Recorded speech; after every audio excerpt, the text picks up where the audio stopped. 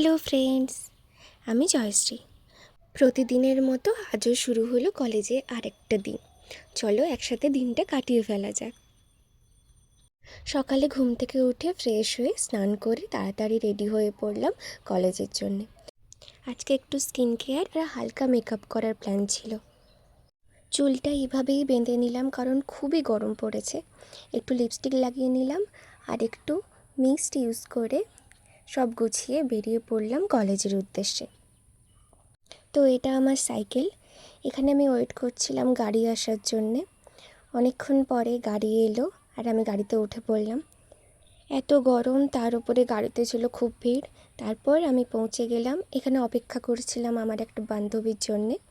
অনেকক্ষণ বসেছিলাম। তারপরে ওই গাড়িতে করে ও এলো, দুজন বাসে উঠে পড়লাম। রাস্তাটা ছিল অনেকটা। তারপরে আমরা পৌঁছে গেলাম কলেজের কাছে। এখান থেকে হাঁটা পথ প্রায় 5-10 মিনিটের। তাই আমরা এতটা রোদে হেঁটে হেঁটে গল্প করতে করতে রাস্তায় যাচ্ছিলাম। তারপরে প্রায় পৌঁছে গেলাম কলেজের সামনে। তারপরে এই আমাদের কলেজ।